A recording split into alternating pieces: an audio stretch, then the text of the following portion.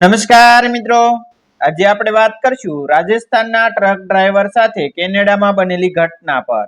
રાજસ્થાનના જેસલમેરના સૂકા રેતીલા વિસ્તારમાં વસેલું એક નાનું ગામ, જ્યાં સૂરજ પણ જાણે લોકોની કિસ્મત જેવી તપતો હતો. એ જ ગામમાં રહેતો હતો રાઘવસિંહ રાઠોડ, એક સામાન્ય ટ્રક ડ્રાઈવર, જેના જીવનમાં સપનાઓ બહુ મોટા હતા, પણ ખિસ્સામાં પૈસા હંમેશા ઓછા જ રહેતા. દિવસ રાત ટ્રક ચલાવીને પણ ઘરમાં ખુશી પૂરતી આવી શકતી નહોતી. પત્ની કાવેરીબેનના આંખોમાં હંમેશા એક આશા દેખાતી, ક્યારેક તો આપણા દિવસ ફેરવાશે. અને નાનકડી દીકરી ગુંજન, જેને પોતાના પપ્પા હીરો લાગતા, પણ રાઘવસિંહ જાણતો હતો કે હકીકતમાં તે પોતાની દીકરી માટે ઘણું ઓછું કરી રહ્યો છે. એક દિવસ ગામમાં કોઈ ઓળખીતાએ કેનેડાની વાત કરી. અહીં તું જિંદગીભર મહેનત કરે તો પણ કંઈ નહીં મળે, પણ કેનેડામાં એક જ વર્ષમાં કિસ્મત બદલી જાય. આ એક વાક્ય રાઘવસિંહના દિલમાં એવું ઉતર્યું કે તેણે રાતો જાગીને નિર્ણય લીધો, હવે કંઈક મોટું કરવું જ પડશે. પોતાના પરિવારને રડતા રડતા છોડીને, કર્જ લઈને અને દિલમાં હજારો ડર લઈને તે કેનેડા પહોંચી ગયો. શરૂઆત ખૂબ જ કઠિન હતી. અજાણી જમીન, અજાણી ભાષા અને કટોકટી ભરેલી ઠંડી માઇન્સ ડિગ્રીમાં ટ્રક ચલાવવું, એ તો જાણે મોત સાથે રમવા જેવું હતું. ઘણીવાર તો હાથ જમવા લાગી જાય, આંખો ભારે થઈ જાય, પણ રાઘવસિંહ હાર માનતો નહોતો. દરેક રાત્રે તે પોતાના મોબાઈલમાં દીકરીનો ફોટો જોઈને એક જ વાત કહેતો કે આ બધું તારા માટે છે. ધીમે ધીમે તેની મહેનત રંગ લાવવા લાગી. સારા કોન્ટ્રાક્ટ મળવા લાગ્યા, પૈસા આવવા લાગ્યા, અને એક સમય એવો આવ્યો કે રાઘવસિંહ ખરેખર લાખો રૂપિયાનો માલિક બની ગયો. પણ સફળતા સાથે એક અજબ એકાંત પણ આવ્યું. હવે તેની પાસે બધું હતું, પૈસા, મોટો ટ્રક, સારી ઓળખ, પણ અંદર ક્યાંક એક ખાલીપો હતો, જે તેને દરેક રાત્રે ખાઈ જતો. એડમોન્ટનના લાંબા અને સુમસામ હાઈવે પર જ્યારે તે એકલો ટ્રક ચલાવતો, ત્યારે બહારની શાંતિ અને અંદરની તોફાન વચ્ચે તે તૂટી જતો. પવનનો સનાટો, બરફની ચમક અને અંધકાર, બધું મળીને જાણે કોઈ અજાણી કહાની કહેવા માંગતું હતું. એક એવી જ હાડકાં કપાવી દેતી ઠંડી રાત્રે, જ્યારે ઘડિયાળે બરાબર 2 વાગ્યા હતા અને તાપમાન -30 ડિગ્રી સુધી પહોંચી ગયું હતું, રાઘવસિંહ પોતાનો ટ્રક ધીમે ધીમે આગળ લઈ જઈ રહ્યો હતો. રસ્તો સંપૂર્ણ ખાલી, આસપાસ કોઈ જીવંત આત્મા નહીં, ફક્ત ટ્રકનો અવાજ અને પવનનો ભયંકર ગુંજરાવો. એ જ સમયે દૂર રસ્તાની વચ્ચે કંઈક હલતું દેખાયું. રાઘવસિંહ આંખો સોળીને જોયું, અને તેનું દિલ એક પળ માટે ધબકવાનું ભૂલી ગયું.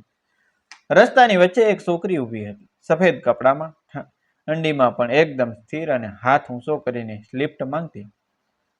તે ક્ષણે રાઘવસિંહના હાથ સ્ટેરિંગ પર ધીમે ધીમે કાંપવા લાગ્યા. આટલી રાત્રે, આટલી ઠંડીમાં અહીં કોઈ કેવી રીતે હોઈ શકે? રાઘવસિંહનું દિલ જોરથી ધબકતું હતું. સ્ટેરિંગ પર પકડ મજબૂત હોવા છતાં હાથમાં આવી રહેલી કંપારી તે છુપાવી શકતો નહોતો. સામે રસ્તાની વચ્ચે ઊભેલી એ છોકરી, સફેદ કપડાં પવનમાં હળવે હળવે લહેરાઈ રહ્યા હતા. પણ એક અજીબ વાત હતી, -30 ડિગ્રીની કડકડતી ઠંડી હોવા છતાં તેના ચહેરા પર ન તો કોઈ ગભરાટ, ન કોઈ તકલીફ, જાણે તે આ પરિસ્થિતિ માટે જ બની હોય. રાઘવસિંહના મનમાં વિચારોની આંધળી ચાલી. શું કરવું? રોકાવું કે આગળ નીકળી જવું? એક પળ માટે તેણે ટ્રકને સ્પીડ આપવાનો વિચાર કર્યો, પણ તરત જ તેને પોતાની દીકરી ગુંજન યાદ આવી. જો મારી દીકરી આવી હાલતમાં હોત તો? વિચાર આવતા જ તેના દિલમાં દયા ઉઠી, અને ધીમે ધીમે તેણે બ્રેક દબાવી. ટ્રકનો ભારે અવાજ સાથે બ્રેક લાગ્યો, અને આખા સુમસામ હાઈવે પર એક અજાણી શાંતિ છવાઈ ગઈ. છોકરી ધીમે ધીમે ટ્રક તરફ આગળ વધી, દરેક પગલું જાણે સમયને ધીમું કરી રહ્યું હતું. રાઘવસિંહનું શ્વાસ ઝડપી બનતું ગયું. તેણે કેબિનનો દરવાજો અંદરથી ખોલ્યો, અને છોકરીએ કંઈ બોલ્યા વગર અંદર આવીને બાજુની સીટ પર બેસી ગઈ. જેમ જ તે બેસી, કેબિનની અંદરનું તાપમાન અચાનક ઘટી ગયું. રાઘવસિંહે એક પળ માટે પોતાના હાથ તરફ જોયું. તેની આંગળીઓ સફેદ પડી રહી હતી. એ ક્યાં જવું છે તમને? તેણે ધીમા અવાજમાં પૂછ્યું. પણ કોઈ જવાબ નહીં, ફક્ત એક ગાઢ શાંતિ. ટ્રક ફરી આગળ વધવા લાગ્યો, પણ હવે અંદર કંઈક બદલાઈ ગયું હતું. રાઘવસિંહે આંખના ખૂણેથી છોકરી તરફ જોયું. તેની આંખો એકદમ સ્થિર, અને તેમાં કોઈ ચમક નહોતી, જાણે ખાલી ખોખલું અંધકાર. રાઘવસિંહનું ગળું સુકાઈ ગયું. તેણે રેડિયો ચાલુ કરવાનો પ્રયાસ કર્યો, પર રેડિયો પોતે જ બંધ થઈ ગયો. ફરી ચાલુ કર્યો, ફરી બંધ, જાણે કેબિનમાં કોઈ અજાણી શક્તિ હાજર હતી. તમે ઠીક છો ને? ફરીથી તેણે હિંમત કરીને પૂછ્યું. આ વખતે છોકરીએ ધીમે ધીમે પોતાની ગરદન તેની તરફ ફેરવી. એક પળ માટે તેની આંખો સીધી રાઘવસિંહની આંખોમાં પડી. એ નજરમાં કંઈક એવું હતું જે માણસને અંદર સુધી હસમસાવી નાખે. રાઘવસિંહના શરીરમાંથી જાણે લોહી જ ઉતરી ગયું. તેની છાતી ભારોભાર થઈ ગઈ. શ્વાસ લેવામાં મુશ્કેલી થવા લાગી. પછી છોકરીના હોઠ ધીમે ધીમે ખુલ્યા અને ખૂબ જ ધીમા કાંપતા અવાજમાં તે બોલી, તમે મને કેમ રોક્યા? આ એક વાક્ય આખા કેબિનનું વાતાવરણ બદલી નાખ્યું. રાઘવસિંહ હવે સ્પષ્ટ રીતે થરથર કાંપવા લાગ્યો. સ્ટેરિંગ પર તેની પકડ ઢીલી પડવા લાગી. બહારનો પવન હવે વધુ જોરથી ગરજી રહ્યો હતો અને ટ્રકની લાઇટો આગળના રસ્તા પર અજીબ રીતે ઝબૂકવા લાગી. મેં તો ફક્ત મદદ માટે તે બોલવાનો પ્રયાસ કરતો રહ્યો, પણ શબ્દો ગળામાં અટવાઈ ગયા. ત્યારે છોકરી ધીમે ધીમે તેની તરફ ઝૂકવા લાગી. જેમ જેમ તે નજીક આવી, કેબિનની અંદર બરફ જેવી ઠંડી ફેલાતી ગઈ. રાઘવસિંહની આંખો ફાટી નીકળવા જેવી થઈ ગઈ. તે સમજતો હતો કે આ કંઈક સામાન્ય નથી, આ કંઈક બહુ જ ખતરનાક છે. પણ હવે મોડું થઈ ગયું હતું. રાઘવસિંહ હવે સંપૂર્ણ રીતે ડરી ગયો હતો. તેની નસોમાંથી જાણે લોહી જ ઠંડુ પડી ગયું હોય એમ લાગતું હતું. છોકરી ધીમે ધીમે તેની તરફ ઝૂકતી જતી હતી અને તેની આંખોમાંનો ખાલી અંધકાર હવે વધુ ગાઢ બની રહ્યો હતો. કેબિનની અંદર શ્વાસ લેવું મુશ્કેલ થઈ રહ્યું હતું. કાચ પર બરફ જામી રહ્યો હતો અને સ્ટેરિંગ પર પકડેલી તેની આંગળીઓ સૂન થઈ રહી હતી. એક પળ માટે રાઘવસિંહે હિંમત કરી અને જોરથી બ્રેક મારી. ટ્રક ઘસડાતો અટક્યો અને આખું વાહન ઝટકાથી હસમસી ગયું. પણ જેવું જ તેણે બાજુની સીટ તરફ જોયું, તેની આંખો ફાટી નીકળવા જેવી થઈ ગઈ. સીટ ખાલી હતી. છોકરી ગાયબ હતી. એકદમ હવામાં વિલીન થઈ ગઈ હોય એમ. ના ના ના, આ શક્ય નથી, તે પોતાના મનમાં બબડવા લાગ્યો. તેના શ્વાસ ઝડપથી ચાલવા લાગ્યા. હૃદય ધબકારા કાનમાં ગુંજવા લાગ્યા. આખું શરીર હવે થરથર કંપી રહ્યું હતું. તેણે તરત જ ટ્રકના દરવાજા ખોલ્યા અને બહાર ઉતર્યો. બહારનું દ્રશ્ય તો એથી પણ વધુ ભયંકર હતું. કાળો અંધકાર, જોરદાર પવન અને બરફના તોફાનમાં કંઈ જ દેખાતું નહોતું. હેલો, કોઈ છે? તે શીશ પાડતો રહ્યો, પણ જવાબમાં ફક્ત પવનનો કરુણ ગુંજરાવ. તે ટ્રકની આસપાસ દોડતો રહ્યો. પગ નીચે બરફ શરમાતો હતો, પણ ક્યાંય કોઈ પગલાં નહોતા, કોઈ નિશાન નહીં, જાણે અહીં ક્યારેય કોઈ આવ્યું જ ન હોય. તેના હાથ હવે કાંપતા કાંપતા સૂન થઈ ગયા હતા. શ્વાસ અસ્તવ્યસ્ત થઈ ગયો હતો. આંખોમાં ભય સ્પષ્ટ દેખાતો હતો. ત્યાં જ ટ્રકની અંદરથી કંઈક અવાજ આવ્યો. ઠક ઠક ઠક. રાઘવસિંહનું દિલ ગળા સુધી આવી ગયું. ધીમે ધીમે તે પાછો ટ્રક તરફ વળ્યો. દરવાજો અડધો ખુલ્લો હતો. અંદરથી ફરી એ જ અવાજ, ઠક ઠક ઠક, જાણે કોઈ અંદરથી કેબિન પર ટકોરા મારી રહ્યું હોય. તેની હિંમત હવે તૂટવાની કંગાર પર હતી, પણ છતાં પણ તેણે ધીમે ધીમે દરવાજો ખોલ્યો અને જે દ્રશ્ય તેણે જોયું, કેબિનની અંદર બાજુની સીટ પર પાણીના ટીપા જેમ બરફ પીગળે એમ ભીનું નિશાન હતું. સીટ પર ધીમે ધીમે એક આકાર બનતો હતો. સફેદ ધુમ્મસમાંથી ફરીથી એ છોકરી દેખાવા લાગી, પણ આ વખતે તેનો ચહેરો સંપૂર્ણ બદલાઈ ગયો હતો. આંખો અંદર સુધી કાળી, ચહેરા પર અજીબ વિકૃતિ, સ્મિત અને હોઠમાંથી નીકળતો એક ભયંકર અવાજ, હવે ક્યાં જશું? રાઘવસિંહની શીશ આખા હાઈવે પર ગુંજી ઉઠી. તે તરત જ કેબિનમાં ચડી ગયો, દરવાજો બંધ કર્યો અને ટ્રક સ્ટાર્ટ કરવાનો પ્રયાસ કર્યો, પણ કી ફેરવતા છતાં ટ્રક સ્ટાર્ટ નહોતો થતો. એકવાર, બે વાર, ત્રણ વાર, હાથ કાંપતા, આંખોમાંથી આંસુ વહેતા કે હે ભગવાન, મને બચાવો, તે બૂમો પાડતો રહ્યો. અને ત્યારે જ તેને પોતાની માતાની એક વાત યાદ આવી. જ્યારે પણ તેને ખૂબ ડર લાગે ત્યારે હનુમાનજીને યાદ કરજે.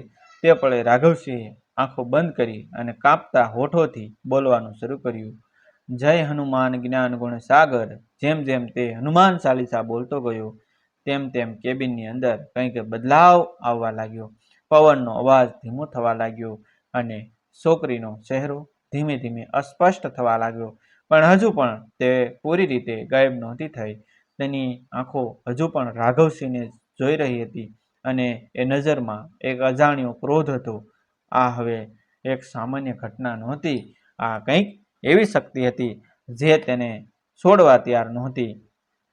રાઘવસિંહના હોઠ હજુ પણ કાંપતા હતા, પણ હવે તેની અંદર એક અલગ જ શક્તિ જાગી રહી હતી. જય હનુમાન જ્ઞાન ગુણ સાગર, તે ધીમે ધીમે પણ પૂરા વિશ્વાસ સાથે બોલતો ગયો. કેબિનની અંદર ફેલાયેલું એ અંધકાર જાણે દરેક શબ્દ સાથે થોડીક પાછળ ખસતું જતું હતું.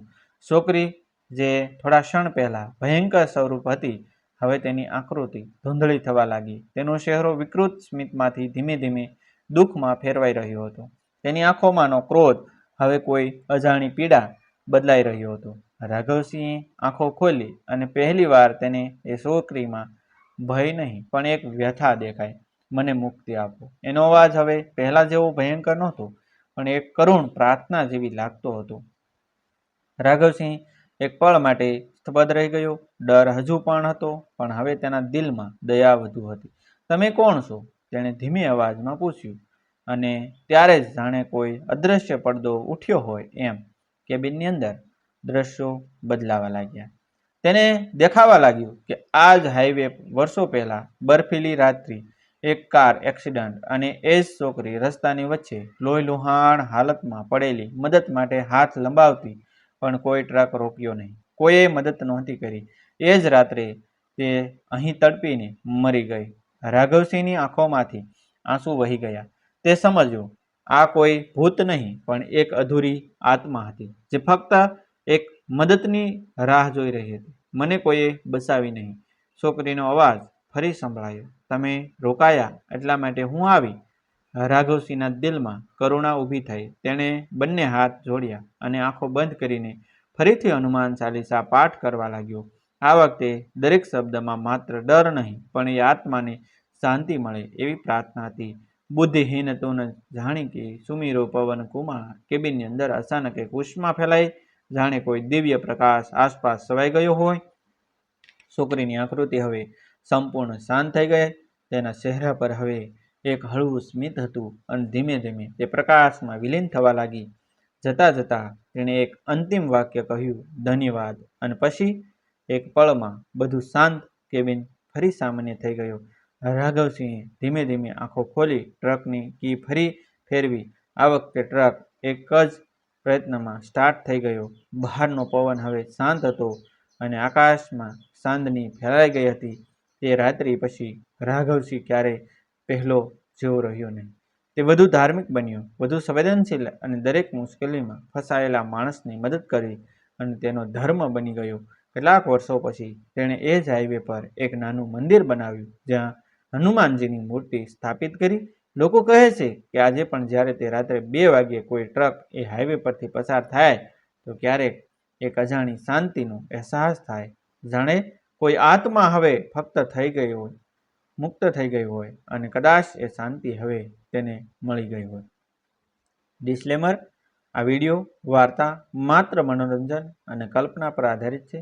તેમાં દર્શાવેલ ઘટનાઓ, પાત્રો અને અદ્રશ્ય શક્તિઓ સંપૂર્ણપણે સર્જનાત્મક છે. કોઈ પણ વાસ્તવિક વ્યક્તિ, સ્થળ અથવા ઘટનાની સાથે કોઈ સામાન્યતા હોય તો તે માત્ર સંયોગ ગણાશે.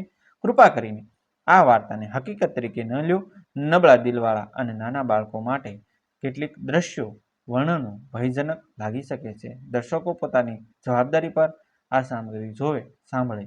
આ માત્ર એક સ્ટોરી છે, પરંતુ દરેક સ્ટોરી પાછળ એક લાગણી છુપાયેલી હોય છે. આવા જ વિડીયો જોવા માટે અમારી ચેનલ સાથે બન્યા રહેશો. અમારી ચેનલને સબસ્ક્રાઇબ કરી દેજો. Thank you.